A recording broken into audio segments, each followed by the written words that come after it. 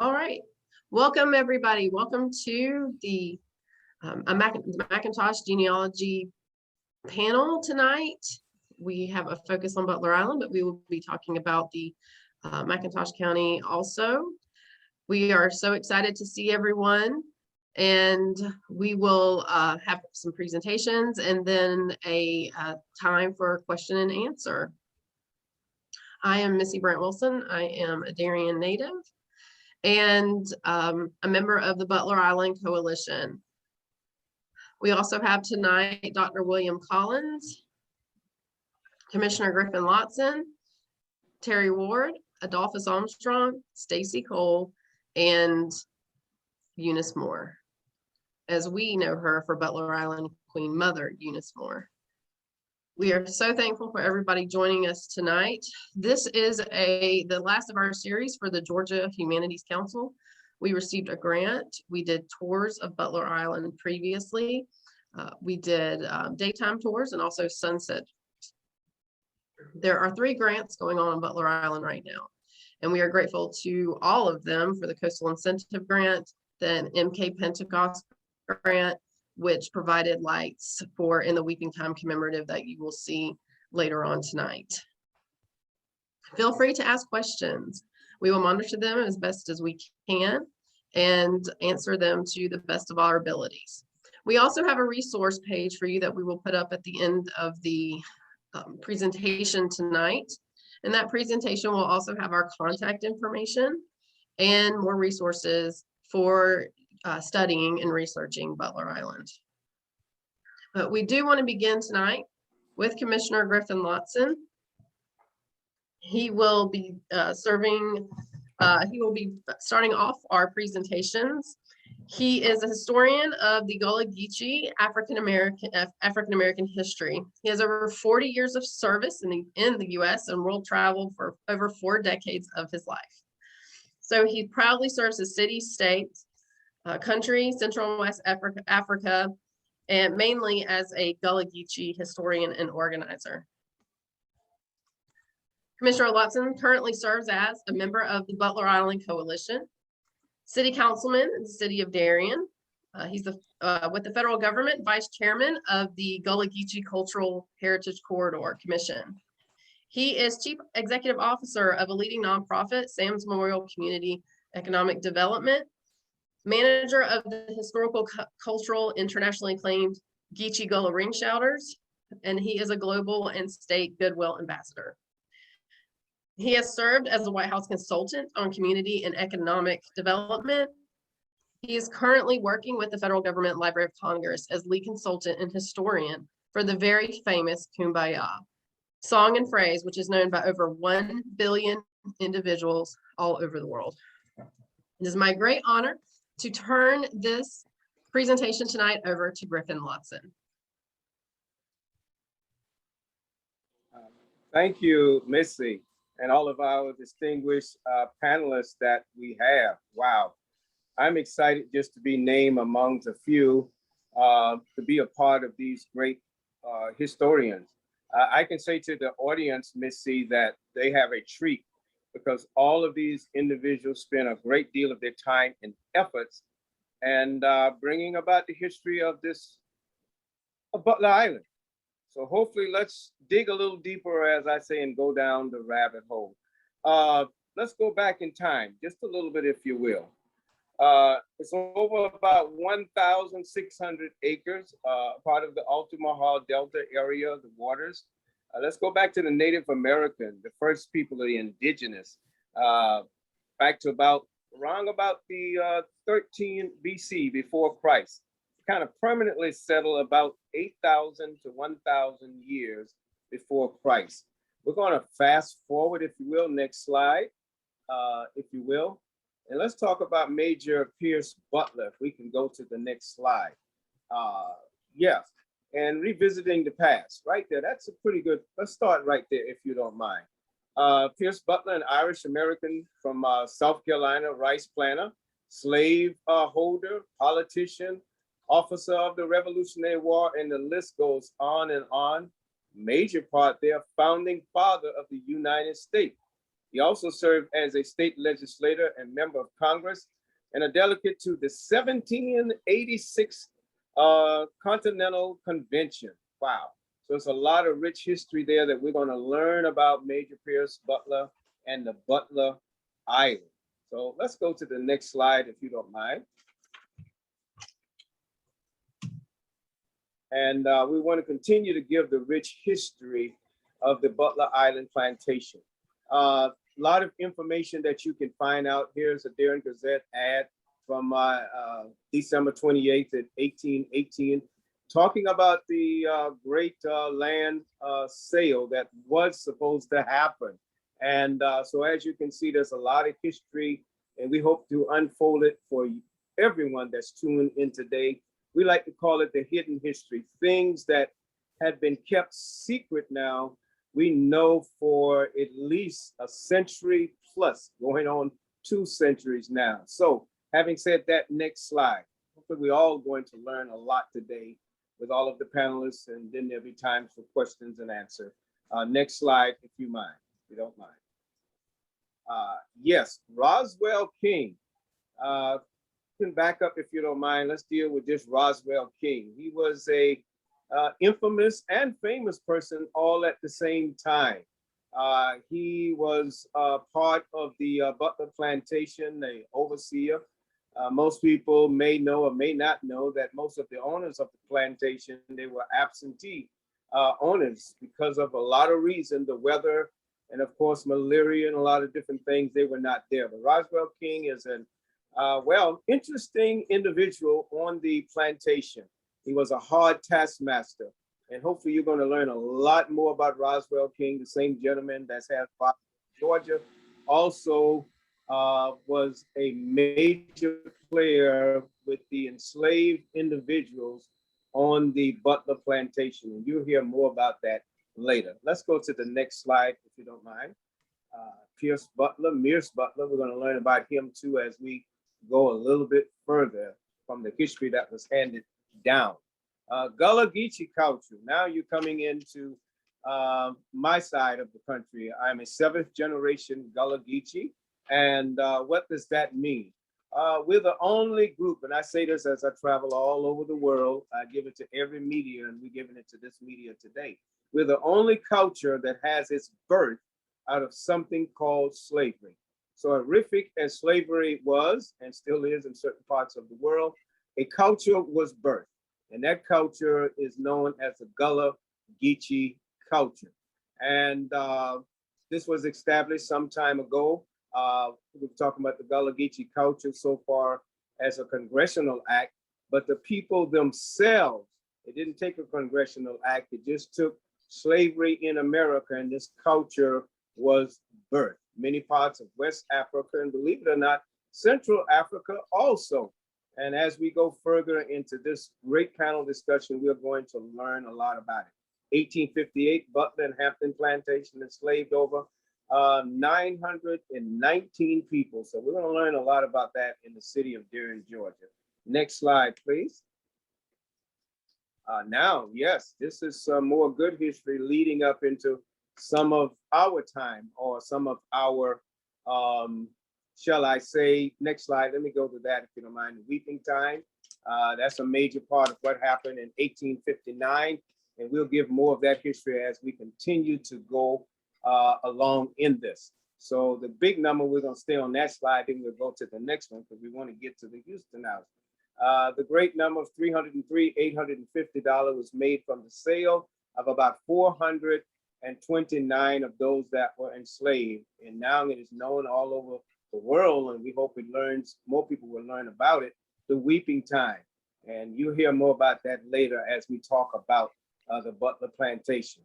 Now the Houston era there, this gentleman here, call him the Colonel of Houston, 1926. He was a civil engineer, businessman, former owner of the Yankees. Always like to throw in the carrots or the fruits, but people like to hear things about Babe Ruth. So we talk about those things, or people like that actually came to Darien, Georgia, and on the Butler Plantation, believe it or not.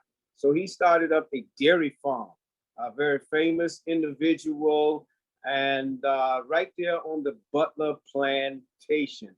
And of course, in that home, we have the desk or the room where he actually died in 1938. Let's go to the next one if you don't mind. Dealing with the dairy farm and the things that went on there.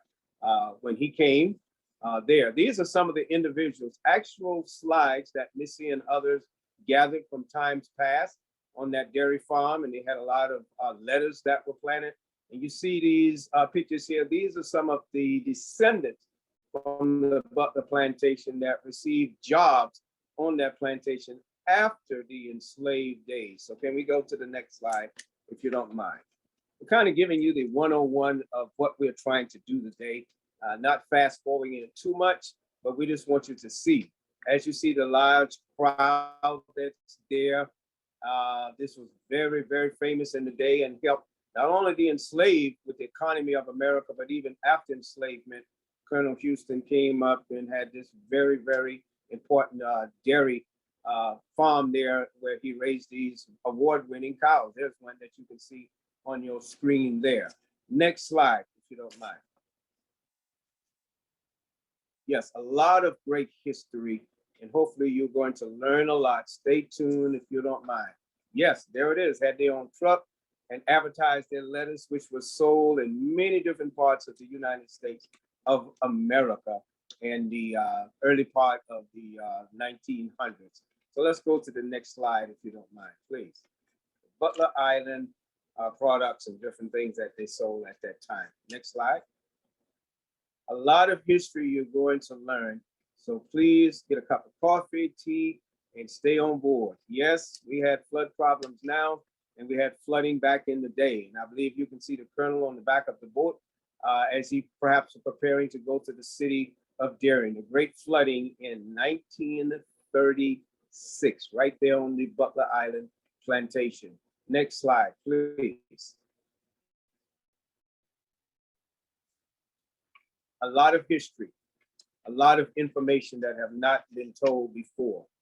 Okay, all right, State of Georgia Acquisition, Department of Natural Resource, Wildlife Management. Let's talk a little bit about that after Colonel Houston's death. Of course, R.J. Reynolds, which is well known in the Georgia area, who actually owned parts of Sapelo Island, owned Sapelo Island at one time. He sold it after R.J. Reynolds, he sold it to the state of Georgia back in 1954. 54 was a good year. That's the year I was born. So I just told you how old I am. So moving forward just a little bit from that, then the wildlife management area got involved into it. And then in 2009, the Department of Natural Resource in the city of Darien entered into a 50-year lease. So as we know, over 10 years of that is already diminished. So we're trying to work as fast as we can. And we're going to tell you a little bit about what happened in recent years. But as you see in 2019, was placed on the Georgia Trust of Preservation Places, and not so much in a bad way. And certainly we did not have it demolished. And we'll tell you about this great heroic group, I should say, heroic, that did some phenomenal things. Next slide, if you will, to help keep it alive so we can be on this very special program for you today. The Butler Island Coalition. I want you to listen as we draw near the end of this, coming up in a little bit. The Butler Island Coalition, wow. A group of individuals came together for a great reason.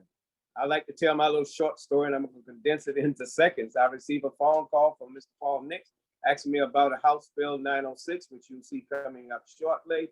Next slide, if you will. And then Hermina, and I received an email from her. And after those two giants in my mind told me about this, I said, this must be very serious. Then we started making phone calls and a coalition was formed. As you can see there, a House bill was introduced to legislation by DNR in 2020. And when it was, not many of us knew anything about it. Then it was passed by the Georgia House with almost everybody voting yes that we need to make this open so that a individual or organization can purchase this privately. They can own it. And the gentleman that was going to get it, if this coalition didn't get involved, he was going to get it for $1 from the city of Darien. And of course, the COVID-19 broke out, and that put us in a difficult position. But 8 people met at the St. Cyprian Church in Darien, Georgia, on Memorial Day to discuss the efforts. And as they say, the rest is history. Through a grassroots effort with hardly no money at all, a group of people got together. The young lady you saw in the beginning, Miss Missy, Brandt-Wilson got involved, and there's so many others. I don't want to say all of the names. And a miracle happened. This coalition from a group of individuals, organization, 100 miles, you name it. And the next thing you know, wow, we were able to stop that. Let's move on to the next, if you will. And we're coming near the end because we have a lot more we want to share with you. So we can go to the next slide. As you can see now, current efforts, Coastal Incentive Grant, that's good, you can stop it. Coastal Incentive Grant, that's come through the coalition, but mainly through the city of Darien. They have been what we needed for this moment. They're helping out the coalition in a great way. With helping out with the Coastal Incentive Grant, which came to DNR through the city. So we're working hand in hand, and we hope that will continue for many years to come. The Butler Island Day, which was fantastic. People came from many different parts of the country. The Slave Dwelling Project went off the chain, as we say. The Weeping Time Commemorative Program, people came again from all over in news media. Wow, the Weeping Time lights, phenomenal. We'll get a lot of praises for that then and even now. And then, of course, a lot of local history program. And then that brings us up to where we are now. But everybody that's tuned in, please stay tuned, get yourself a cup of coffee, something to eat. But you don't want to miss this because there's going to be a lot of history that have not been told. And now is the time in this 21st century. I think I'm through with almost most of my slides, and if not, go to the next one. Okay, how you can help, that's always important as we wrap this up. Hey, join our social media, 10-hour events. We have some live events. We have a lot of events that we're doing virtual. Yeah, so we have work days, you name them, a lot of things that's going on, marketing, advertising. And of course, we always need funds to see where we're going. We have some grants that's helping us out, and we have a lot of private donations. Everyone that's a panelist that's here are donating their time.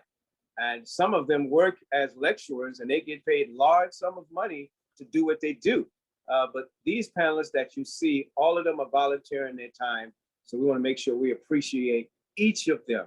I personally want to thank each of you for listening to my long presentation of one, but stay tuned. You're going to learn a lot.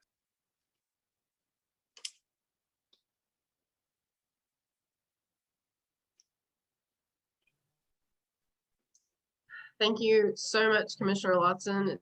It's great information to know, you know, why we are all sitting here today. And, you know, when we met in St. Cyprian's Church a few years ago, we had no influence, no money, no anything. And the coalition was formed, and the bill, you know, didn't make it through. And we are very grateful for that, for the opportunities that we now have today, and also the descendants that have come to visit Butler Island and connect. It's been an amazing, amazing experience. So our next presentation is with Terri Ward. She is the Front Porch Genealogist, an avid reader, fledgling writer, and with a deep love and respect for historical data, research, and facts. Terri Ward has become a modern-day griot, a keeper of the flames that spark with stories regarding ancestors associated with coastal Georgia, specifically those raised in McIntosh County.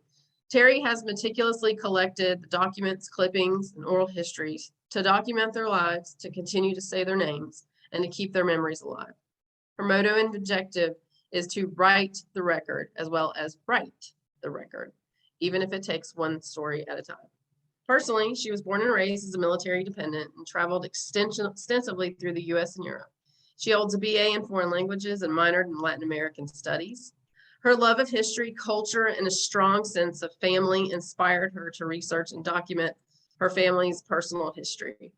Terri has direct kinship ties to several pioneering families in McIntosh County, Chatham County, and the Caribbean.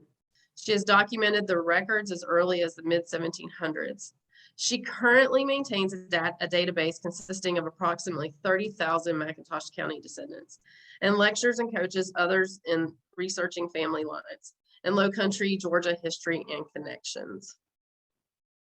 And I will tell everybody personally, I asked them to write their bios because this whole group I am so in awe and honor of, and the work Terri has done has been tremendous for McIntosh County.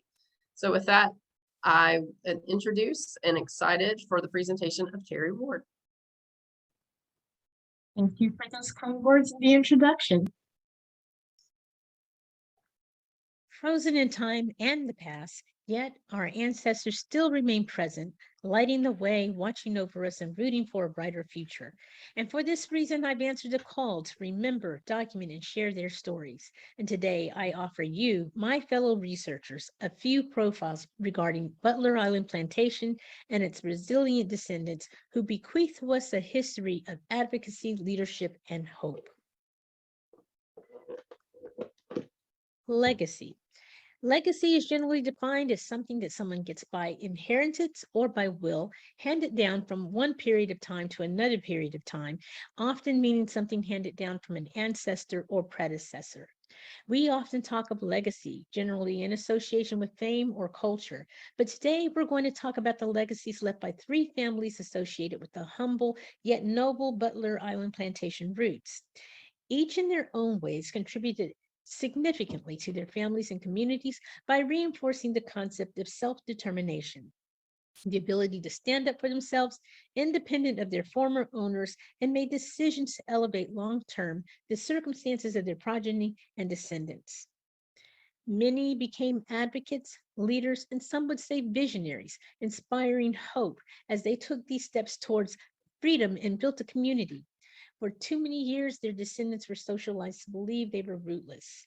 The memory of ancestors to revere, respect, and look up to were left on the shores of Africa, and the captives, stolen away, brought in chains to a new country, stripped of their identities and dignity, could only pass along their pain, degradation, and misery.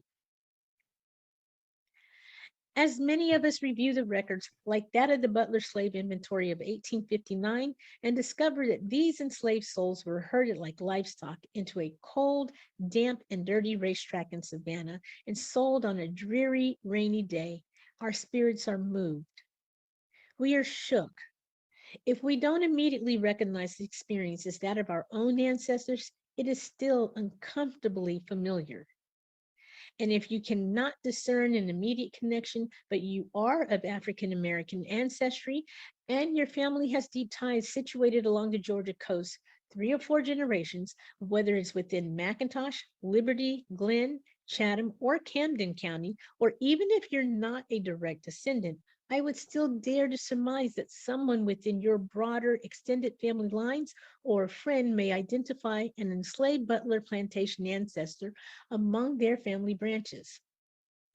And the news is, those enslaved ancestors who we should extol and revere, those that we seek as we research our family histories, despite their horrific circumstances, made their mark by leaving us a tremendous legacy. The legacy of resilience and strength to fuel our advocacy, leadership, and hope.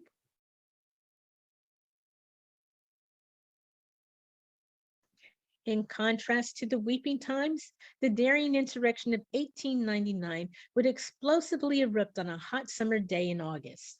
The Black community exercised their agency and said no to lynch law as it prevailed through the South and neighboring counties. The Black community, both men and women, took to the streets armed with every weapon you could imagine, and in an overwhelming display of courage and strength, they protested the arrest and removal of Henry Delagal by the self-proclaimed deputy supported by local white posses from McIntosh and neighboring counties. The vigilantes were determined to administer their idea of Southern justice for a Black man accused of raping a white woman and consequently giving birth to a Black child. An overwhelming number of those rounded up and arrested were Butler Island Plantation descendants, just a generation or two removed from slavery. They demanded that their voices be heard, that their civil rights be respected, and that the accused would be given a trial by jury and not end up as a horrific statistic of lynch law, which prevailed throughout the state. They were descendants of slaves who had forged a well-oiled and prosperous community. Upon emancipation, they would seamlessly fall into positions of leadership and authority, becoming some of the region's earliest African-American clergymen, teachers, leaders, and politicians. The scandal and violence associated with the birth of the mulatto child and the forbidden relationship between Henry and her mother was written about nationwide. Miraculously, Henry Delagal was acquitted. The Black community boldly spoke. They were heard, they acted, and they stood up for their rights, regardless of the consequences. We see concretely the legacy of Butler Island slaves, their kin, and former bondsmen.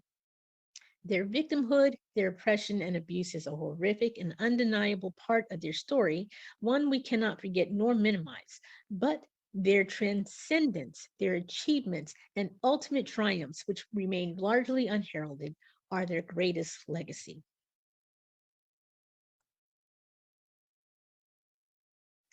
This spirit of activism was also inherited and passed down by another Butler slave. Wiseman, chattel number 227, was the son of Kit and Matilda, chattels number 225 and 226. Using the terms of his enslavers and auctioneers, Wiseman was a buck who was sold for $675. He was 19 years old, and his entire family of 7 was auctioned off for less than $5 grand.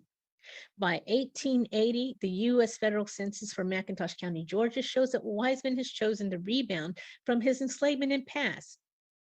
He's rejected the low-paying wage and backbreaking field work aggressively pushed by the former planter class, who were now financially strapped and in dire need of replacing cheap enslaved labor. Wiseman has taken the surname Ferguson, rejecting the name of Butler, his former enslaver. He's married Annie, who was born into the Livingston clan, which is another family of enslaved coastal Georgia ancestry. Through this couple's descendants, this kinship group would eventually become part of my personal family network, a clan who had been freed decades prior to emancipation, well before the end of slavery. The Fergusons in McIntosh County became part of a large, extensive network of family and kin. We see Wiseman's children are in school, acquiring educations. We see that he's pulled his wife out of the planter's fields, and Annie is now keeping house. He's employed by a railroad company, which at some point we discover he dares to sue. I haven't had access to the full record and its results, but the information that I've seen suggests that there's a story to tell here. For now, we can infer that Wiseman dared to take center stage and initiated a lawsuit, an act that would have been impossible and unheard of prior to the antebellum. We see in the featured transcription that Wiseman boldly chose to stand behind an aspiring African-American politician, also from the community of Butler slaves, who dared to run for office, calling out election fraud and suppression of the Black vote. Indeed, an act of agency, self-determination, and advocacy once again. To sum it up, Wiseman survives his enslavement, married, and becomes the progenitor of numerous McIntosh County family lines and descendants. He dared to grab that ring we define as success, to provide for his family, and to create a path forward for their future prosperity. Yet sadly, some have no idea of their ties to him and the determination put forth by this ancestor to provide a better life. Catherine McIntosh was a well-known and deeply respected member of the Cannon Bluff community, where she settled with her husband, Abraham McIntosh, in a quiet enclave populated by kin extending between Young Men's and Menin Roads. Like most women at this age, their lives and destinies were forged with their husbands, and she would bear two children, one who would not reach the age of adulthood as she lost her life in a house fire. Miss Kate, as she was called, owned and operated a store right off of Highway 17, and many elderly family members have shared great memories of this little store that provided everything they couldn't grow, dredge from the waters, or shoot meat. It was considered a treat to visit. She and her husband, the son of formerly enslaved field hands, would build not only a two-story home back in the pine woods where they raised their family, they built a solid foundation based on their shared values in education, hard work, good business, and the acquisition of property. Kate was educated within the walls of St. Cyprian's Episcopal Church along with her two sisters. St. Cyprian's was built and eventually managed by those formerly enslaved by the Butlers. Their former plantation mistress, Fanny Butler Lee, daughter of Pierce Butler, helped raise the money to erect the colored church as segregated congregations took effect and former Butler slaves desired to take control of the education of their own children. Daphne Alexander, who you also see pictured here in this corner, was noted by Fanny Kimball to be the unacknowledged offspring of the overseer, Roswell King, and her enslaved mother, Minty. Daphne married another Butler slave, Alec, and their daughters, Dora Jeanette, and the esteemed Episcopal deaconess Anna E.B. Alexander would all figure into the education of African American children within the region. Mary would marry Ferdinand Meshach Mann, a key figure in the history of St. Cyprian's Church, and the one who solicited the financial support and aid from the Butlers to defend the insurrectionists jailed during the Darien insurrection. Katie McIntosh is the product of that church-driven education administered and led by dedicated former Butler Island slave descendants. And again, we see concretely an example of the agency, advocacy, and leadership exercised by the descendants of Butler Island slaves. Catherine's sister Sadie would pay this education forward and play a role in the leadership of one of the earliest schools in McIntosh County for Black children. This institution of learning would pave the way for the establishment of the Todd Grant School for African American Children, which would undergo a few evolutions before becoming the integrated school serving McIntosh County youth today.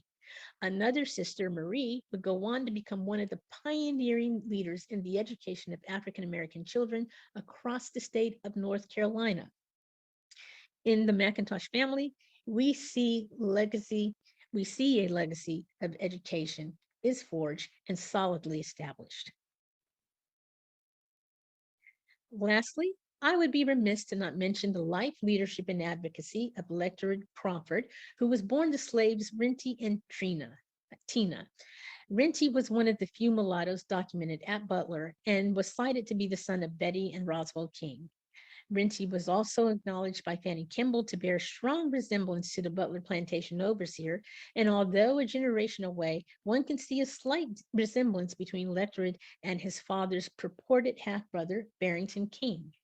Crawford appears to be enumerated for the first time on the 1870 census as head of his own household. His parents were also documented within the county along with a few of his siblings. Chroniclers seem to diminish the role this former slave played in the county's history, rendering his imprint obsolete. Yet, I've spent countless hours documenting a rarely acknowledged successful African-American politician and have succeeded in building an archive for him comprised of over 120 pages and clippings. He taught himself to read and would become a teacher as well as a Methodist preacher who would cross paths with some of the state's most prominent African-American leaders, movers, and shakers at this time. He's rarely mentioned in county histories, although he entered the realm of McIntosh County politics in earnest as an activist and supporter of Eunice Campbell during the most chaotic, violent, contentious years of Reconstruction, a nationally contested election between Tilden and Hayes, and the years to follow, which usher in the era of Jim Crow.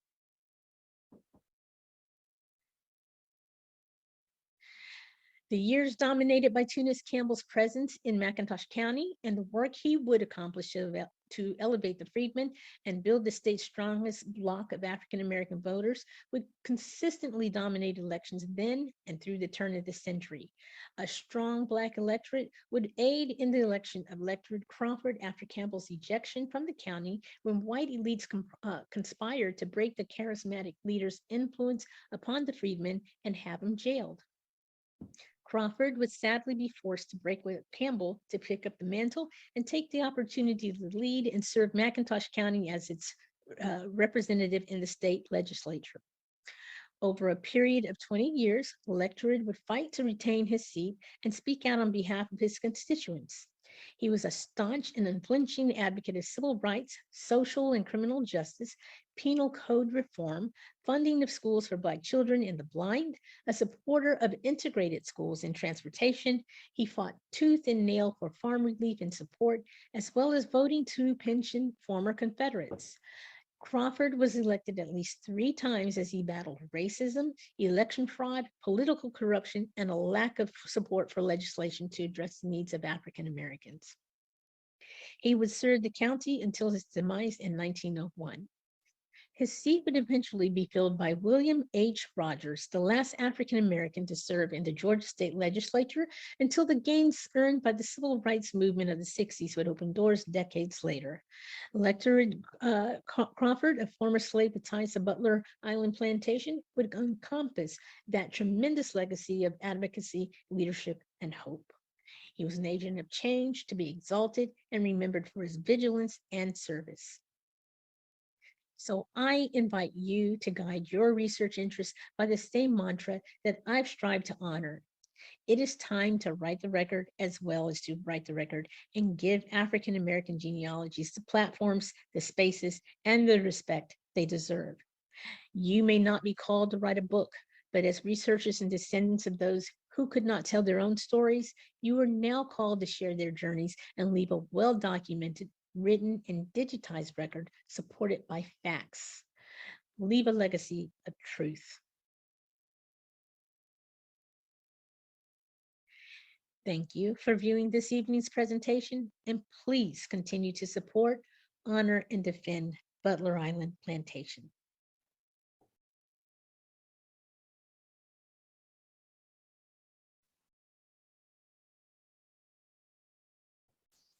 Thank you so much, Terri. And in the Facebook comments, when Griffin mentioned your genealogy skills, we got so many hearts, they filled the screen.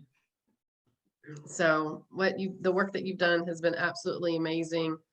And, you know, even from someone that grew up in McIntosh County and has a history degree, I have learned so much from your presentations, and we have the previous presentations in the link afterward that you can go back and watch Terri's full history and research on descendants of Butler Island.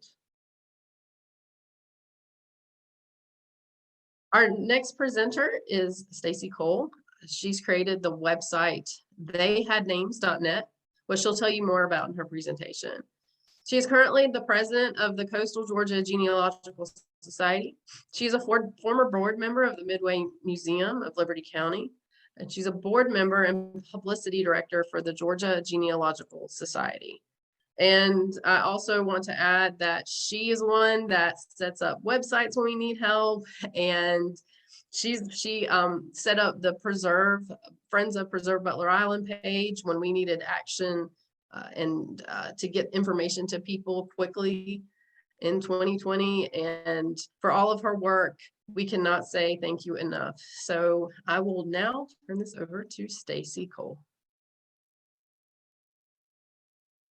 Those were remarkable presentations. I am so excited to be here tonight.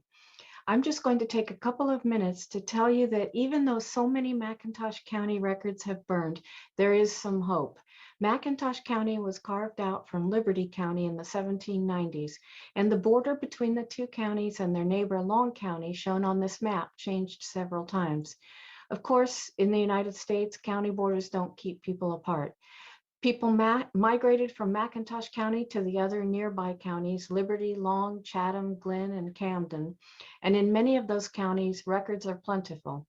Not only that, but in many cases, people moved or were moved from other counties into McIntosh. So look for your ancestors to have come from somewhere else or to have gone somewhere else.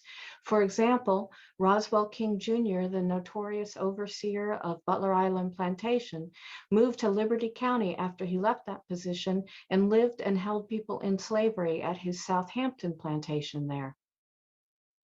I'm the descendant of Liberty County slave owners, and a few years ago, I started a website to document the names of African Americans enslaved and free in pre-Civil War Liberty County documents.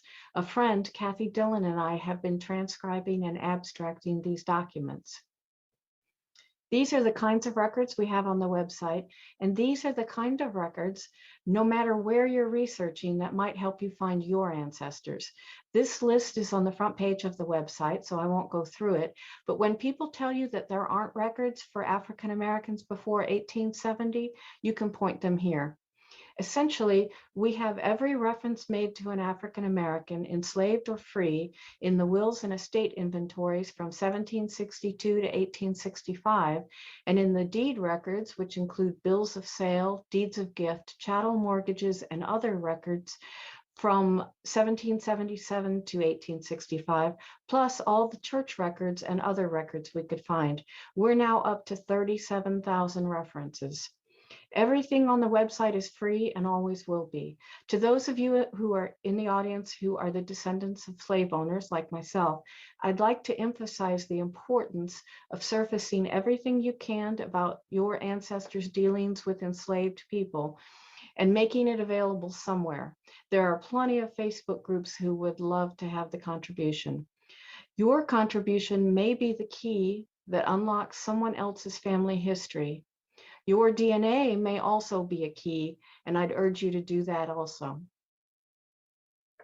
Another very important online resource for this area is Amy Hedrick's glengen.com site. Amy has been researching family histories of the Georgia coast for over 2 decades, and she's made her work available to everyone on a free website. She also has a Facebook page and a group of the same name.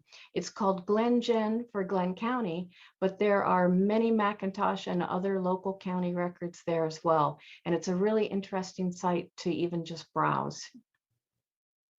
So this is just a reminder that if you're finding your research blocked by the fact that McIntosh County records were burned, looking in other nearby counties may really help. And if you're researching Liberty County, please feel free to contact me.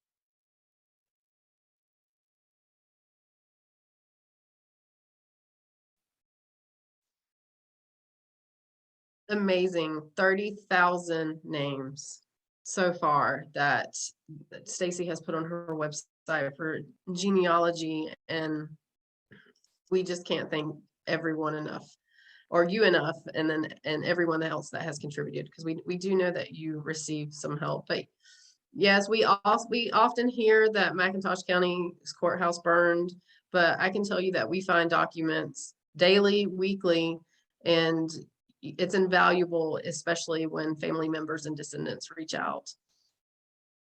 Our next presenter is Adolphus Armstrong. He currently serves as the CFO at New Birth Missionary Baptist Church in Stonecrest, Georgia, under the leadership of Dr. Jamal Bryant. He's a founding member of Genealogy of Coastal Georgia and the curator of the Low Country DNA Project. He's a graduate of the College of the Holy Cross in Massachusetts, and an extremely proud member of the greatest class to grace the stage, bar none, the McIntosh County Academy class of 1990. And I did tell him I was going to challenge him that the McIntosh County class of 1998, I think maybe a little bit greater. So with that said, I proudly introduce to you Adolphus Armstrong. Thank you, Missy, for that warm and gracious introduction. Hello, everyone. This is Adolphus Armstrong with Ujima Genealogy of Coastal Georgia's Low Country Georgia DNA Project. If you are a researcher focused in on Butler Island and McIntosh County in particular, one of the things that you're going to quickly learn is that McIntosh County is a burnt out county. Over the course of the years, our courthouse experienced several fires, resulting in the loss of a significant share of our historical documents. As you continue your research, you're also going to be negatively impacted by the fire that burned the 1890 federal census. And during Terri's presentation, she also noted the Darien insurrection of 1899. The Darien insurrection of 1899 greatly increased the political climate, such that in the following subsequent year, in 1900, a significant share of the African-American community in the north end of the county was not counted. So depending on which family you happen to be researching, you're potentially looking at a 20-year gap in your research.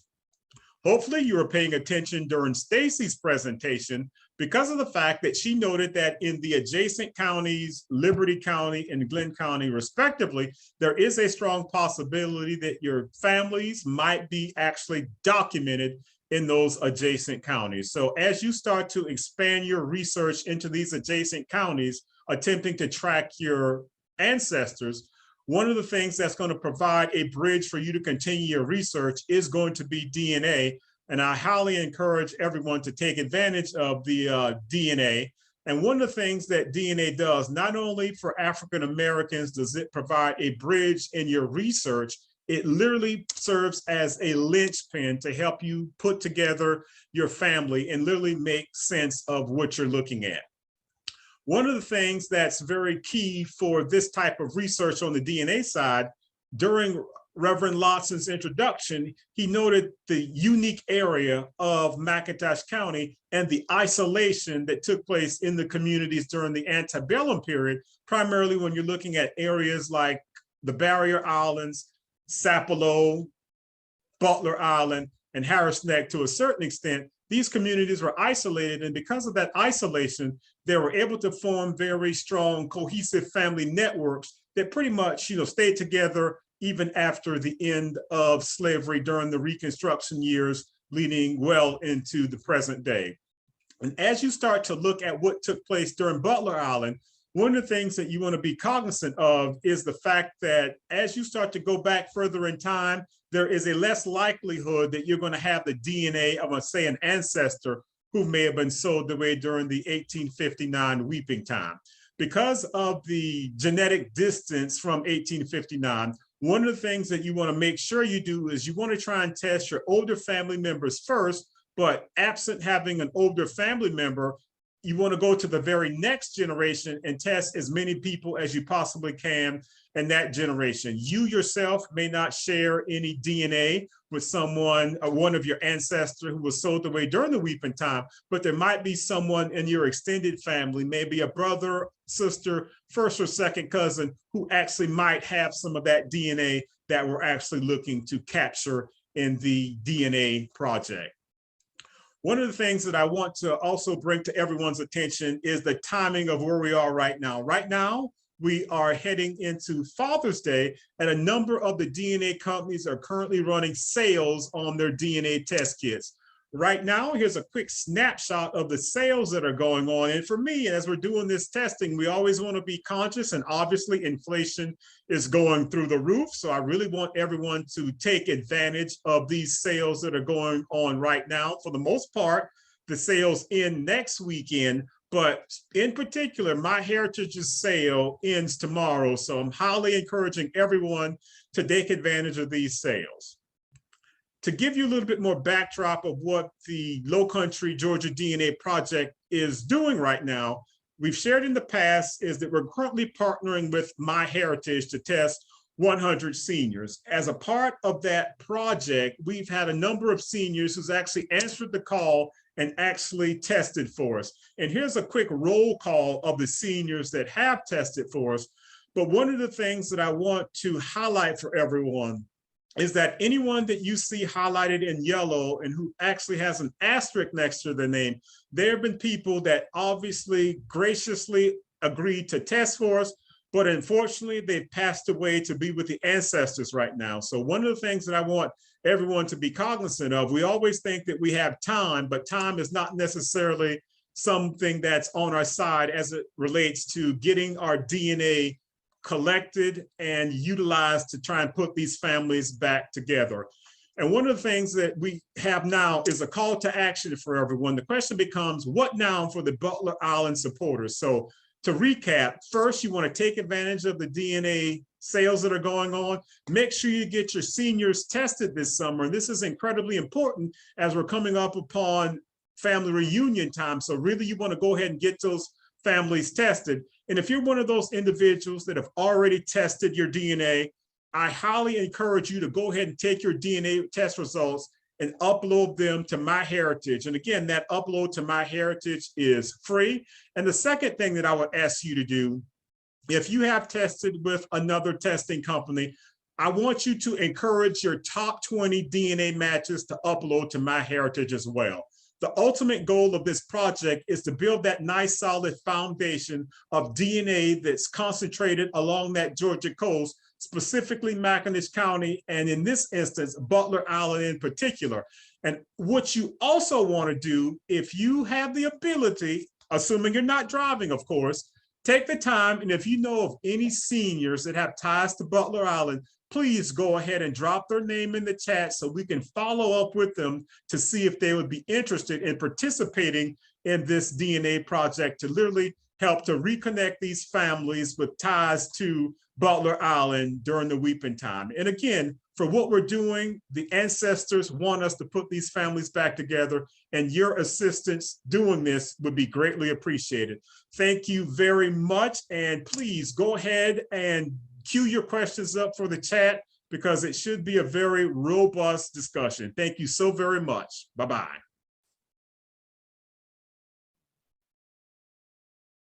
Amazing. Thank you, Adolphus.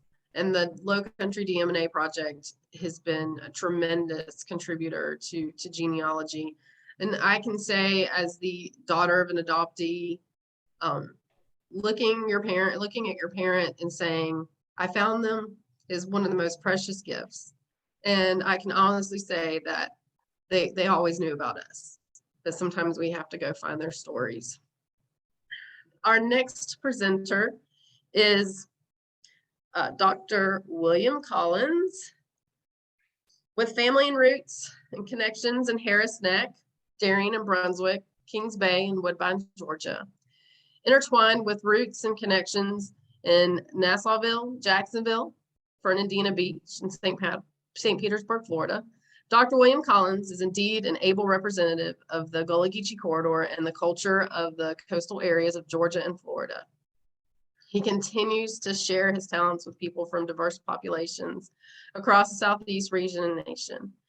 He has accumulated an array of credentials, including but not limited to a pharmacist, an educator, a counselor, a certified choir director, minister of music, organist, consultant, an entrepreneur, family genealogist, and more.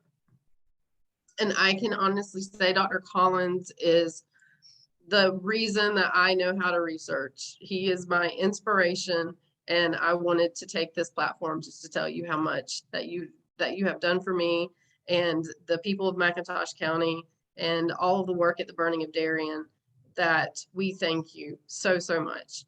So now I'm going to turn it over to Dr. William Collins. Okay, thank you, Missy. And actually, you've done a lot to teach me. I think we all kind of have lent a little bit for everybody. Because Missy and I have worked well together, and the things that I don't know, she knows. And some of the way she researches may be a little different from mine. But, Terri and Adolphus, oh, I can't say anything about, because we have been on the phone until 3 in the morning, many nights, just researching and talking about, our findings. Well, we're talking about Beyond Butler now, McIntosh County genealogy. And I've done a lot of research on that. Actually, I grew up in Jacksonville, Florida. And I started working on my family, the Hammond family. And when I came to McIntosh looking for information, I went to the courthouse looking for birth, death, and marriage records. And my grandmother always spelled the name H-A-R-M-O-N, Harmon. And but when she, when I asked her, she said, I tried to tell you, boy, she had that accent. I tried to tell you, boy, my name Mary Almond. And her oldest sister's family, they don't hear the H, so they spell their grandmother's name Armond. But when I came here, the funeral director at that time, Mr. Cooper, sent me to Mr. DeVillis, who sent me to Savannah. And I found out that the original family name was Hammond. And so I started doing research on the Hammonds, and then I'd show it to my cousins, and then the Spaldings would say, well, you done on my mother's side, can you do my daddy's side? And then I started researching the Spaldings, and then that led to the Waters, and it just kept on. As you can see, all of these started from one little book. Okay, what's the next slide? Okay, this is, I think we talked about this briefly. This is a map of Darien and how it was outlined by Oglethorpe in the squares. And I think we are more familiar with the outline here in Savannah, because Savannah was outlined in the same way with the square. Next slide. Okay, this is this is the actual waterfront in there, and this is an artist's rendition, because as we have always talked about everything getting burned, we don't have any real pictures, active pictures of the city of Darien, but from people speaking, telling what they know, we've had artists to come in and give their renditions. By the way, Missy, feel free to chime in when you want to, because I think she's. You're doing great. The artist that did this, who was that? It's John Stobart. Okay, somebody, yeah. Darien waterfront circa 1863. Very good. Okay, next slide. Okay, that's, I know that's this famous hotel here in Darien. All this is on the water. I think I used this picture in one of my presentations, the political officials from McIntosh County. I went back to Reconstruction and came up to the present. And one thing, I think 1870, either 60 or 70, the population of Darien was something like 4,000, and 3,000 of those were African Americans, and 1,000 were Caucasian. Okay, what's the next slide?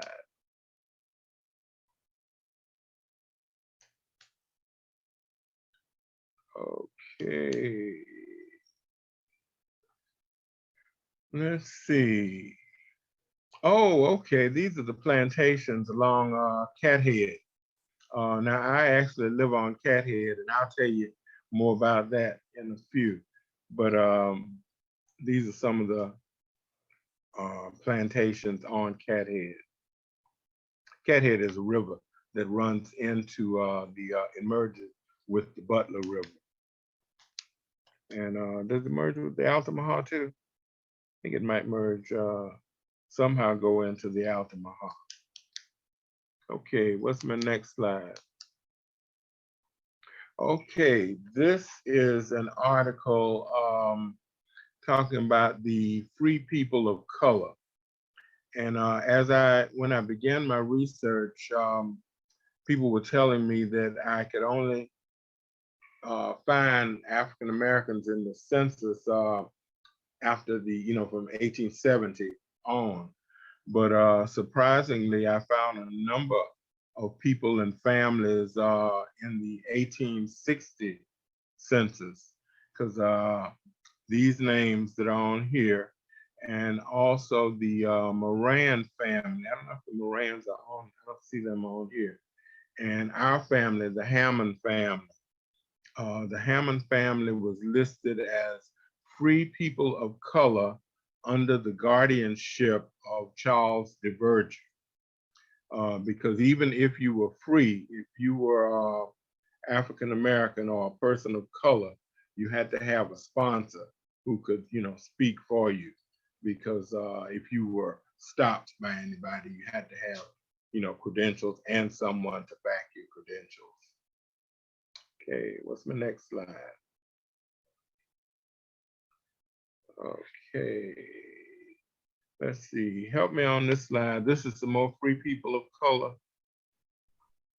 Yeah, it's kind of hard to read, but the Hammonds are in the middle. Okay.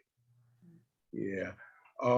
At one point, I found our family in the Meridian area of McIntosh County.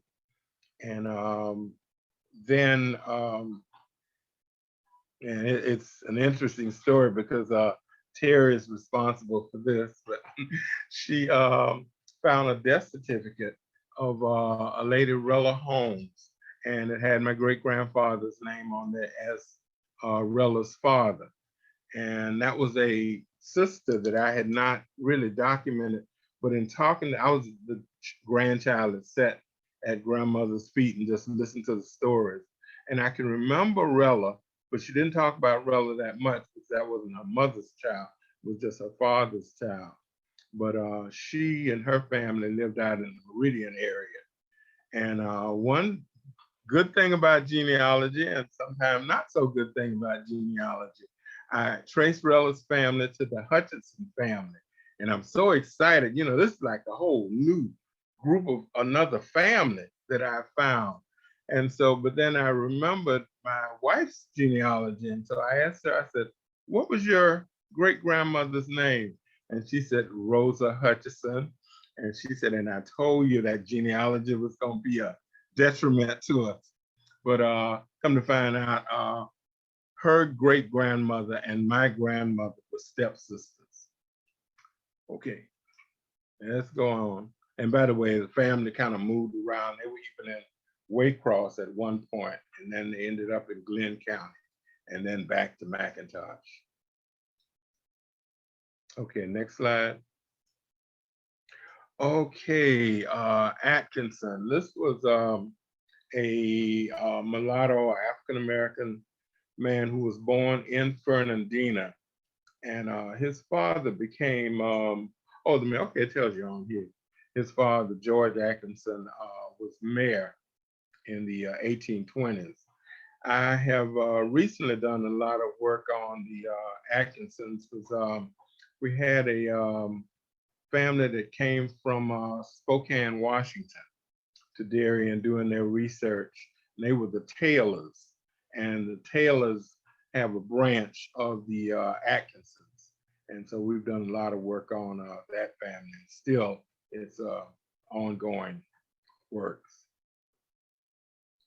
Okay, next slide. Miss Gary is a part of the Atkinson family too, right? Yeah, in our museum, we have a room set aside for the Gary family.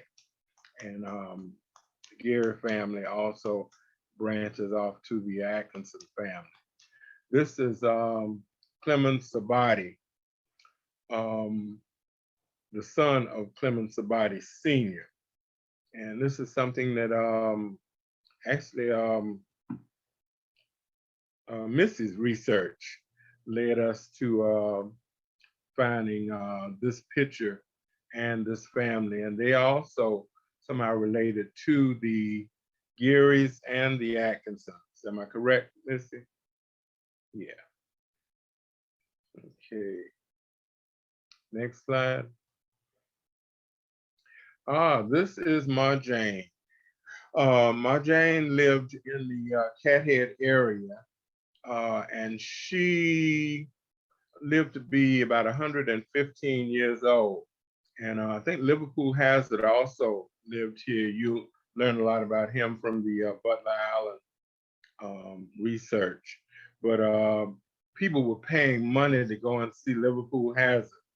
And all this is in the book Drums and Shadows. It's not Drums and Shadows, it's one of those other books on the history. But Ma Jane was saying, why are they making such a big deal over Liverpool. You know, I'm 115 years old. But in my research, I knew my great-grandmother, Betsy Waters, had a sister, Jane Waters, who lived to be up in the hundreds. And we just got all excited when I saw this, and I just claimed this lady as my grandmother's sister. And as we began to go into the research more, the date of birth didn't tie in. And the fact that she was listed as, my grandmother's sister was listed as mulatto. And I didn't see Jane Lewis as being mulatto. And so, but we just fell in love with the lady and did all the history that we could about her. Okay, next slide. Oh, that's just me. That looks like on the porch of the Bernie of Darien Museum.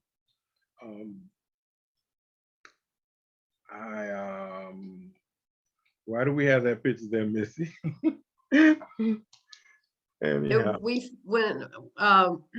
This is a presentation that we also do in the school, the local school, and Dr. Call, I found this photo of you, and I just felt like it was so you. And but I removed the parts, but even the magazine got some of the genealogy wrong in your family when they were there to interview you. But it does talk about your great grandfather, Cain Hammond. Okay, yeah. And when I actually came here, like I told you about, I'm looking for Harmons, and then I went to Savannah and found out the name was Hammond, and it just opened up another avenue. But at the time I started in something like 1989, I went to the courthouse and I told them I wanted to see the birth, death, and marriage records. And they said I couldn't just browse through birth and death records because of confidentiality. You could do it on your family, you know, you go down your particular family line. But she said I could see marriage records and property records. And so all I'm thinking about is people at that time. And so, but the lady in the courthouse just kept talking about how good their property records were. So just to satisfy her, I looked at the property records. And I guess we can go to the next slide. And I saw my great-grandfather's name, Cain Hammond.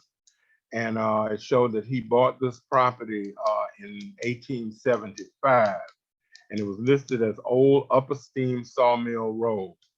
And nobody in the courthouse knew where Old Upper Steam Sawmill Road was.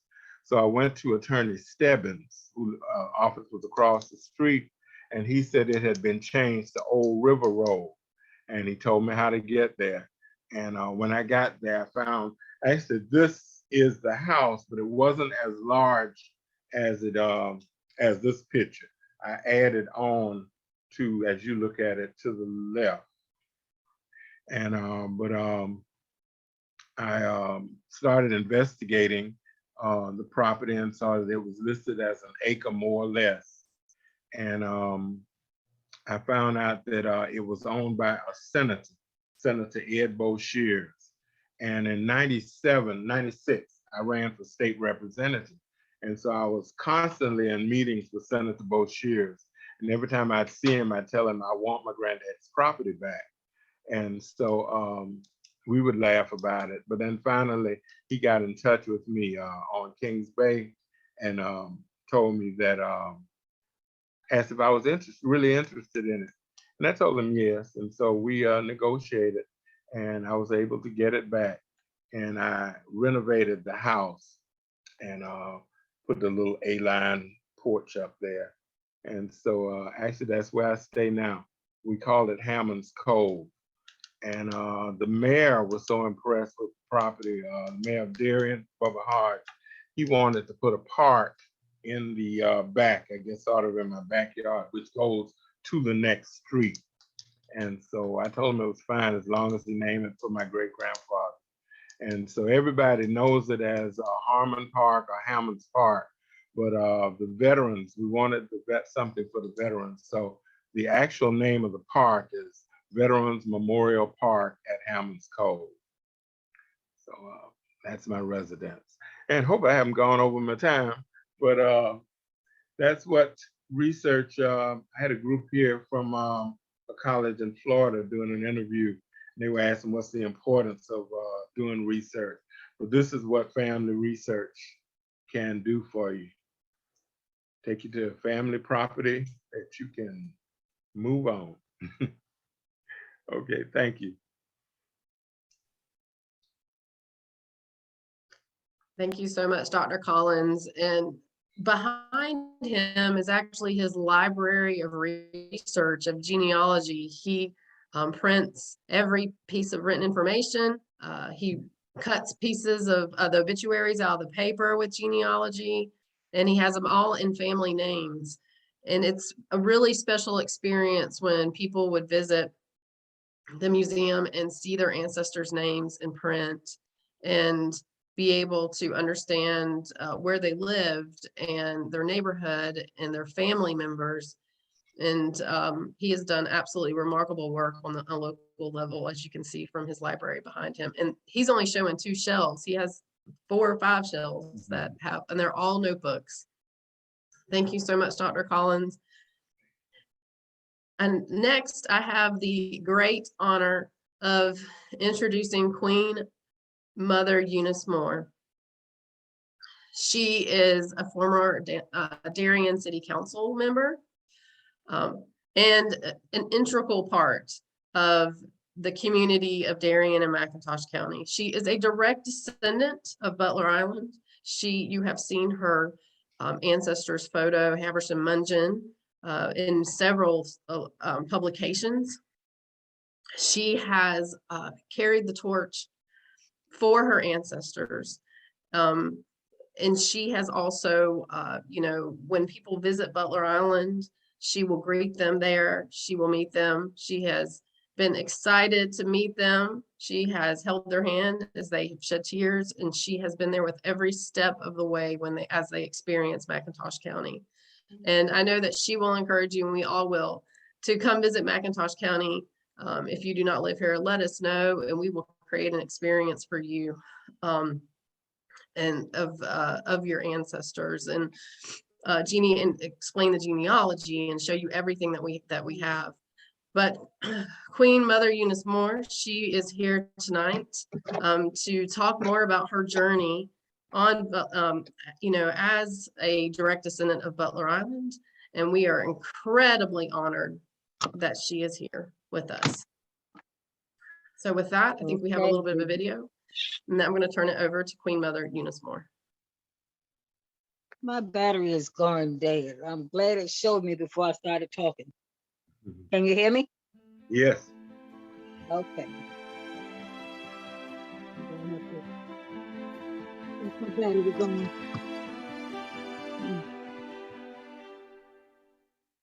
I'm glad this didn't happen while I was talking.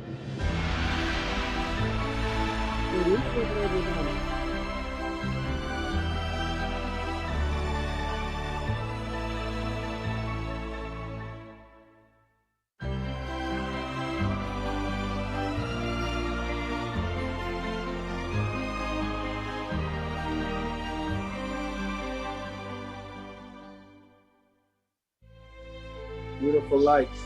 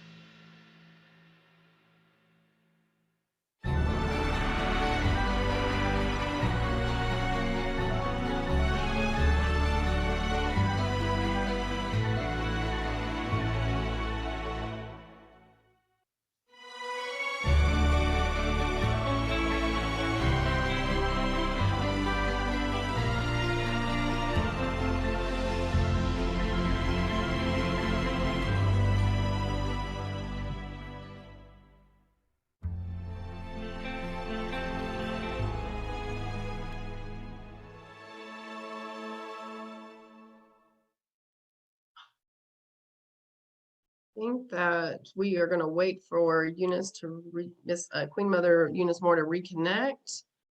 And just an explanation while we wait for her, she calls it her blueprint of the vision and journey and stories that she wants to be on Butler Island. These lights were part of her blueprint, one for each enslaved person that was listed for sale in the weeping time, March 2nd through 3rd, 1859, 436 lights. Thanks to, they were placed in 2021 when the commemorative had to be virtual. And thanks to the city of Darien, who is the current leaser of the property, those lights are still there today. They're solar lights that come on at sunset. And we encourage everyone to go visit at sunset while their lights begin to shine. Okay, Queen Mother is back. Did y'all hear me? Yes, we can hear you. We hear you now. Yes, go ahead. Did you hear me hollering? Hmm? Y'all didn't hear me hollering? No. Yes, Lord Yes. Jesus, thank you, go Lord. ahead. Good evening, everybody. Hear me? Yes, we hear you. Okay. Yes, go ahead. I died completely out on the lights, but so much for that. The lights are in memory and honor of the 436 enslaved people that were gathered from Hampton Island and Butler Island and selected. The 436 was taken to 10 Brock Race Course in Savannah, Georgia. 429 were auctioned off. And that is where the name Weeping Times came in, because they were there for several days and it rained profusely for several days until the auction was somewhat slowed up. And as they were auctioned off, it rained until the last enslaved person was auctioned off. And that's when the sun came out. And that is why the name Weeping Times came in, because we say that the heavens is weeping for them. And me, myself, experience that constantly. Every time I go to Butler Island, it rains. But lately, we've been doing so much stuff over there, and they have to be pleased with us, because it doesn't hardly rain while we over there night. It waits until in the night to rain. And it says, we're giving you a break. The day that I was scheduled to do a sunset tour, it rained and it rained and it rained me. Oh, it reminded me of the day of the auction. It reminded me so much of that day until I was overwhelmed. And I stood and watched the rain fall. And when the sun peeped through the clouds, after a while, the lights started coming on one by one. And then it would blink out as if to say, I see you. And then it would all start coming on. And different ones was blink out and say, we still here. But it was so amazing until I wrote a story that evening. I actually wrote a story about the lights that evening, because it was just that overwhelming to me. And to know that I get the feeling that they're telling us, I'm so glad that you're doing something for us. I'm so glad you got something going. And trying to do something in memory to make our people live in somebody else's story. And we are here to tell that story. We are here to tell that story, and we thank everybody that play a part. We thank everybody that play a part. And we have so many people that are interested, and we are overwhelmed at the number of you that have registered to be a part of what's going on today. It has really, really been fulling. I guess that's why I didn't realize that my power was going out, because my phone was going all day, because I had an incident that came about that I had to take care of. Okay. We got you. All right. It is still the blessings of the Lord. And our project is a we project. And we thank everybody that does anything, desire to do anything. And you could reach us, Darien, no, it's Butler Island Plantation. And our post office box number is 1543, Darien, Georgia. For suggestions, because we welcome your suggestions, although we have a blueprint plan, but we'll welcome your suggestions and we welcome your support. And when I say it's a we project, that means we need your support to help us move. We need generations after generations to help us fulfill this goal. And when you show up, it makes us feel great. And our numbers have increased, amazingly have increased, but we still need many, many people to help us do what we're doing. And it's good to see that the chain is lengthening, and it makes us feel great because as the chain lengthens, that means that we've got strength, and it's strength in numbers. Thank everybody. Missy, you're one that I can say you fill us with the history. We have one person that joined us, their servant, Emmanuel Branch. What a wonderful, wonderful person that helps us get our information out, do our photographers, get our stories out. So anything you see when you go in for historical preservation, Butler Island, anything, hit those lines and see what it tells you. Go on Google, hit those lines and see what it tells you. Because we have a lot of information out there that you can get back to us, to help you fill our goal. I think I've said enough because I let some of the time roll with the time because it is after 7:30 and that's already. Anybody got anything to say? Are there any questions? Yes, Are this there any opens up our question and answer time. So everyone, if you will, we will pick questions out of the Zoom chat and Facebook Live. And we thank all of the panelists tonight for your invaluable contributions to the history of Butler Island and McIntosh County and connecting with descendants. It has been an amazing journey with all of you, and we want to continue that journey with question and answer in the Zoom or chat.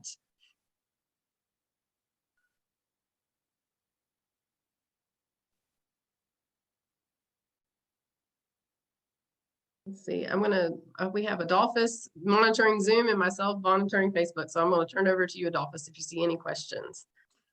Okay, one of the earlier questions was posted by fellow researcher Norman Randolph in terms of the spelling. Terri, this would be for you. In terms of the spelling of Ferguson, like how many various variations have you seen as it relates to the name Ferguson?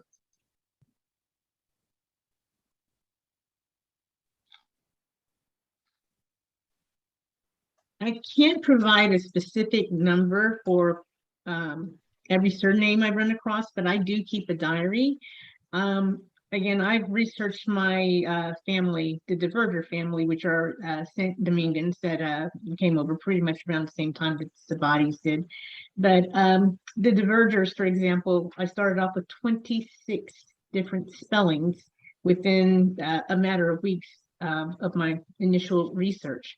So it's advisable because, again, very few people were literate, especially, I mean, even these civil servants that were creating the records for the governments. And they spelled phonetically, or the way it sounded. And they came from different backgrounds, different languages as well. And we have a hodgepodge that some of the simplest names basically are horribly misspelled. So my advice would be to just, like I said, keep a diary when you run across it. But yeah, Ferguson really gets botched up often. All right, Terri, thank you very, very much for that response. Yeah, if I could. Yes, I did. I'll just, I guess, take a quick point to make a quick reference as it relates to the DNA piece, and a concrete example of how important it is.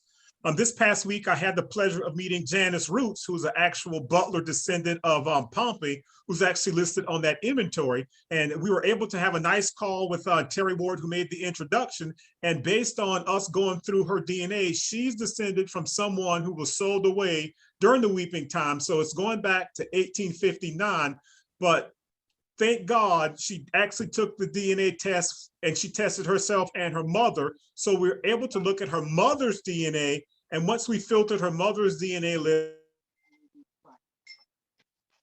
her mother is actually matching people who have McIntosh County in the record. So we're going to be following up, but that's just a perfect example of how important it is for individuals who have ties to Butler to go ahead and test, because you never know who would have inherited that DNA that's going to help put these families back together. So Janice, thank you so much for joining us. And we really appreciate your efforts in terms of making an attempt to make sense of these family networks that are out there. And, I'd also like to add, when you're researching your family names in McIntosh County, the McIntosh and, other families of Scotland, they were the settlers starting in 1736. And so some of the family names have this Gaelic and Geechee mix to them. And so you will find different spellings, and you kind of have to think of the history of the languages that have been in Darien. We also had French and English. And, so when you research, try, different spellings. And, Dr. Collins, as he mentioned in his presentation with Harmon and Hammond, you have to think of also the way that they said their names when you research, and how others heard them say their names.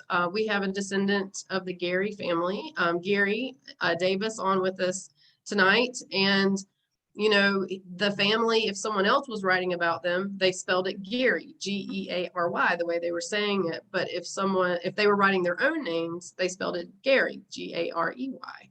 And so when you have to think of the history of languages when you're researching your family. There's also a factor too of racism involved. It's very noticeable in the 1870 census. You might have somebody named Campbell, and you'd actually see an African American living right down from the European or the Caucasian member that carries the same name, probably a possible enslaver. And that African American's name would be spelled as Camel versus Campbell. And there are cases, and I have clippings, where there were families that begged African Americans not to carry their name if they were choosing to use it. So there's a lot of layers and nuances to naming constructions. And again, I think Stacy is a really good authority to reference to, because in her research, and I shouldn't really speak for her, but one of the things we've talked about is the fact that that basically, proportionately, a lot of us aren't carrying the names of our last enslaver.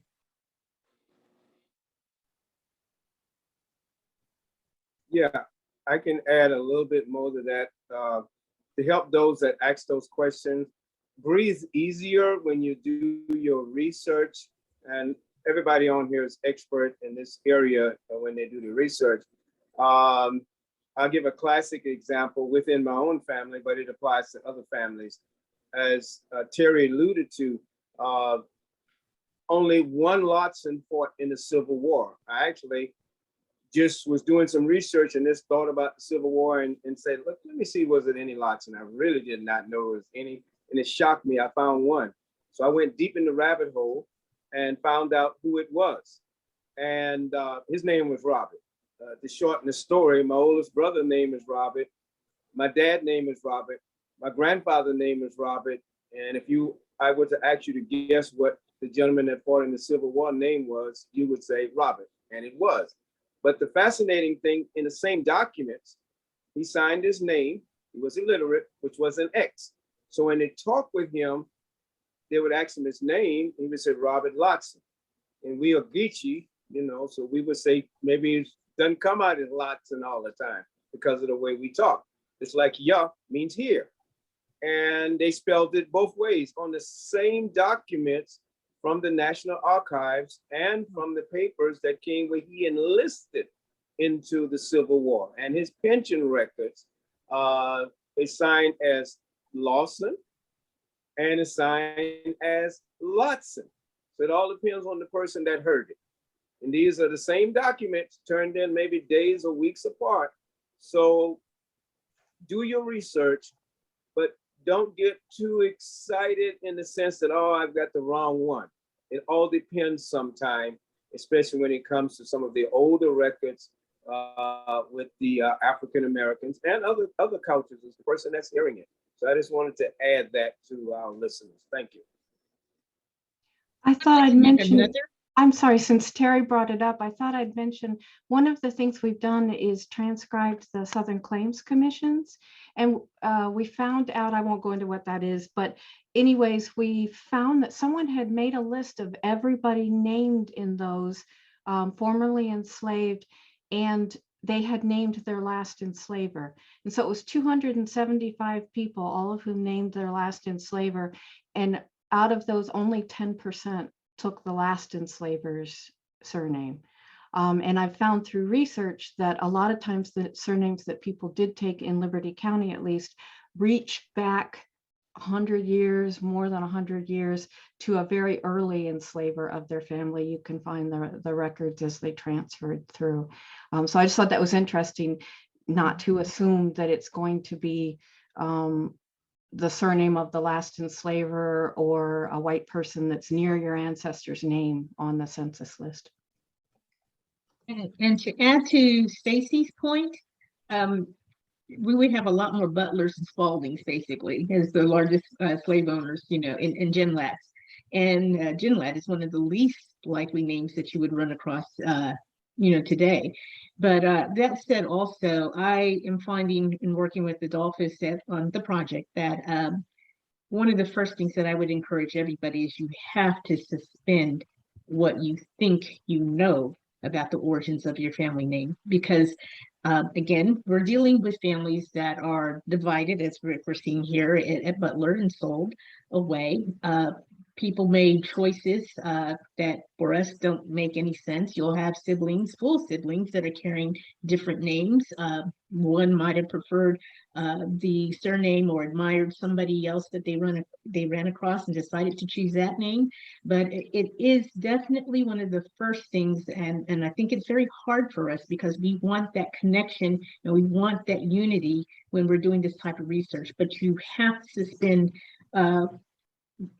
things that we think of as fact, especially as it comes to surnames, because that's the first way to get steered into the wrong direction by trying to put together a group of Spaldings, a group of Wards, Armstrongs. It's like I said, it's just a plan to really kind of wreck your tree.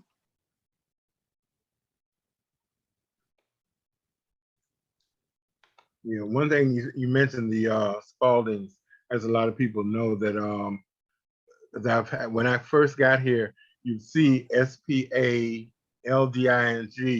and they would tell you, they say, oh no, that's the Caucasian Spalding. The African-American Spaldings put a U in there. And so they always made that distinction. And when I brought my cousins up here, we went out to Shelman, Georgia. And at the end of Shelman, where their family's property was, it's listed as Spalding's Point, and it's spelled SPAULING.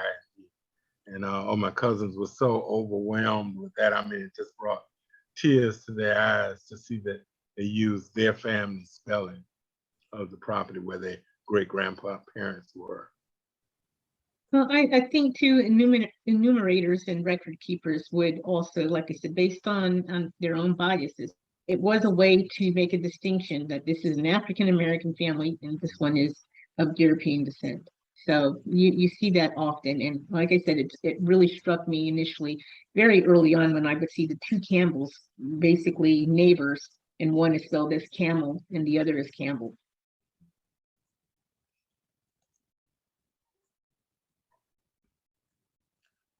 One of the things I quickly want to point out, when we did the recap of the people that have participated in the DNA project, of the 46 names that we formally have in the MyHeritage under that login, I can't underscore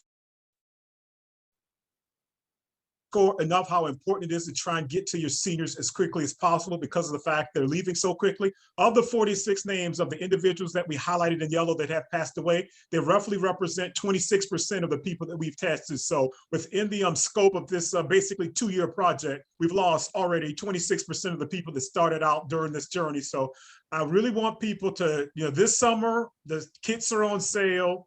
Go ahead, get you some kits, take it to your family reunion, and go ahead and get your people tested, because that DNA is like a library. Once it's gone, it's gone. But once you get someone tested, it's there. You don't have to touch it today, tomorrow, or in 2 years from now. But the sheer fact that you have that DNA, if you don't pick it up, someone else in your family can dig up that research and really make some headway in terms of putting your families back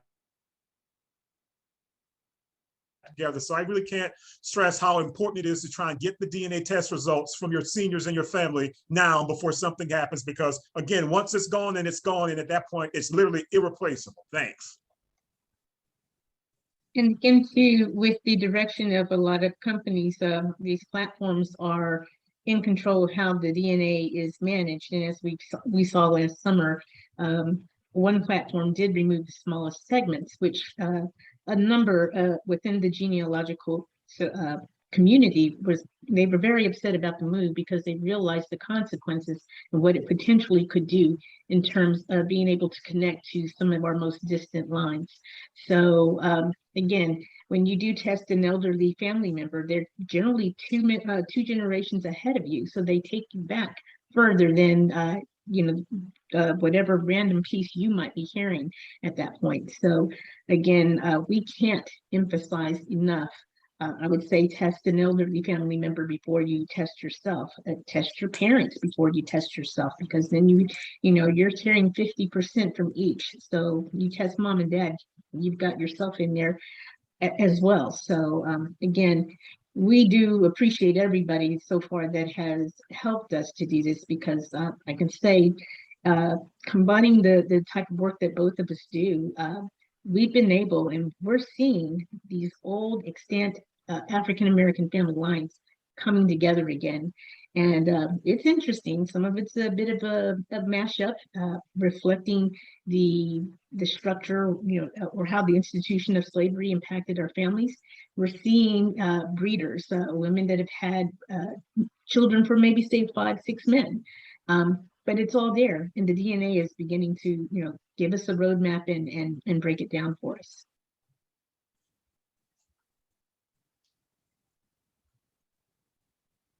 Another question that we have emailed to us a lot at the museum is location, neighborhoods, communities. If anybody wants to speak about how important it is, especially with McIntosh genealogy, to know their neighbors.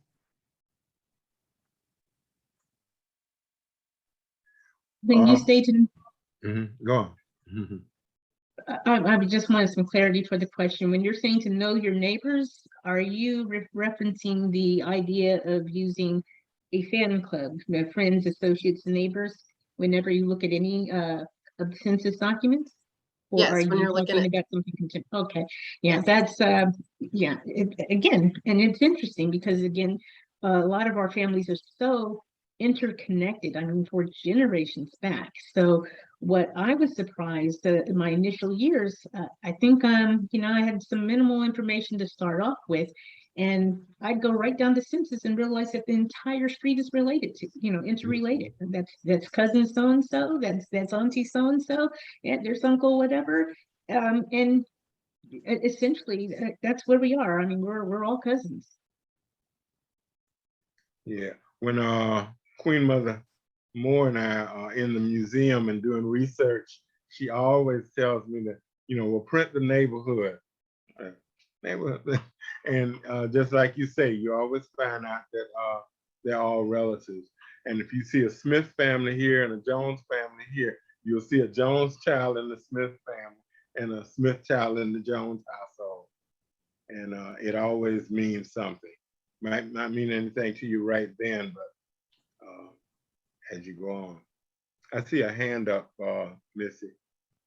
Ross. Janice. Janice is fine. Oh, No, okay. I was just going to mention something about the neighbors. Sometimes neighbors know secrets. Oh, yes. That was huge in my family.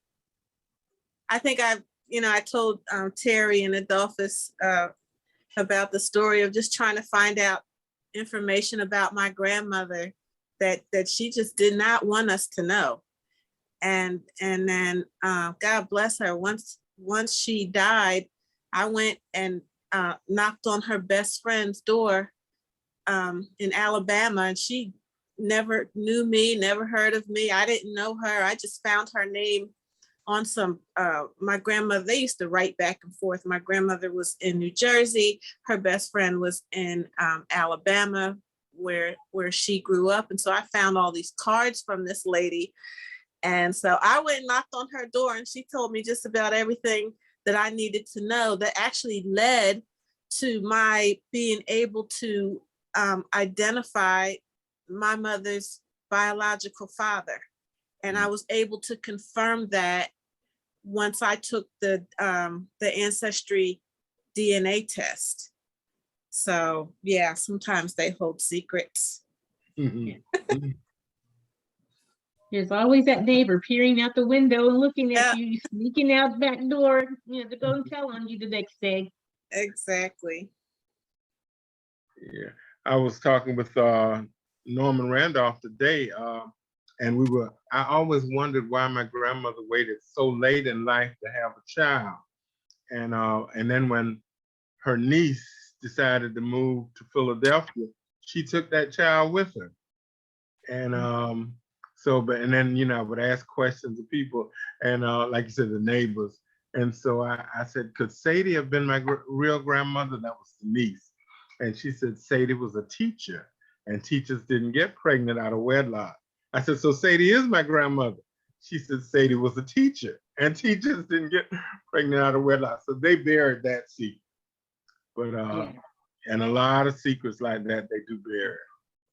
But another thing to point out in terms of culture, when you look at Africa, in their societies, a lot of them basically take a community approach to child rearing. So, it might be an elderly woman, and actually that was actually passed along in slavery too. There was always an old nurse who would take care of the younger children before they were prepared to go out into the fields. So I read, and I was really interested because I can kind of see this in my own family, but the Fulas or Fulani, which if anybody is a descendant of Bilali Muhammad out there, this is kind of the Fula culture. But the firstborn, they wouldn't even bother to name. They were, your mother would nurse you until you were of age that she could pass you along, and then your grandparents would raise you, because basically your role in life would be to grow up and take care of your grandparents. That was a firstborn custom. And that, again, I just was fascinated by that, because we'll run into a number of families among our own in which that, children are given away and somebody else is raising them. And it does, blur the lines when we're doing this genealogy, but it has a deeply rooted tradition in the community or communal nature of raising children in Africa. Yeah, from the chat at this point, Missy, there aren't anything else coming through the Facebook in terms, I'm sorry, the Zoom in terms of any additional questions. Yes, well, and our information will be on the resources link so that you can also contact us directly. We would love to hear from you. And also, all the history that we talk about, we also go into the local schools and present. So stories that we can tell, photos, anything that we can share with students, we would love to do so. And, for Butler Island, we want their stories told and your stories told for generations to come. And we want signs and everything that is needed for that to happen, and in broader McIntosh County. But before we wrap up tonight, I do want to say that it is the 159th anniversary of the burning of Darien. And we do want to honor those men that served the 54th Massachusetts, the 2nd South Carolina Volunteers, our local men that were in the 1st South Carolina Volunteers, women like Elizabeth Gary and Susie King Taylor, and the stories that are being told. And we do tell those stories at the museum. And we will put information, new information about the museum up on our website afterward.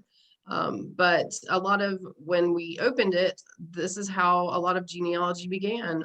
Dr. Collins and Queen Mother Eunice Moore and Griffin Lotson and myself were all volunteering, and people were just walking in the door wanting to connect to their families and their ancestors.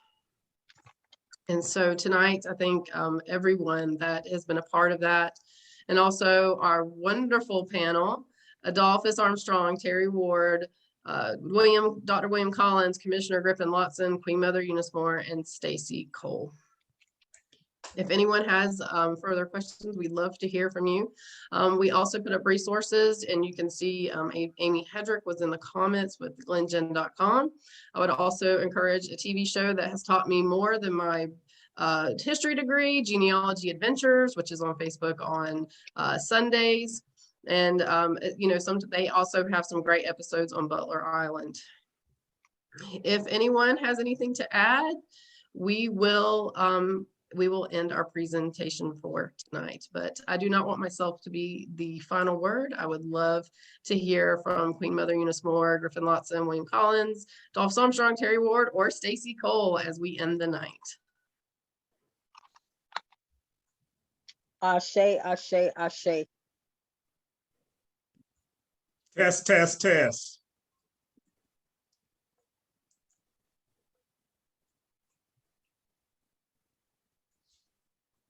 Okay, this has been delightful, and I appreciate everybody that has participated and has come on to be a part of this program. And as Missy said, anything you have, any questions or anything, feel free to just get in touch with us. I just feel grateful to be a part of this excellent panel. Wow, the best of the best. I call it the A-team. So thank each of you for your expertise. Thank you. Yes, thank you very much for your participation. Anything that I can do to help, please don't hesitate to reach out. It's been a pleasure, and remember to write the record as well as to break the record. I like that. Yeah. And thanks Good to night, Missy. everybody. Thanks Good to night. Missy for moderating and Yes. putting this all together.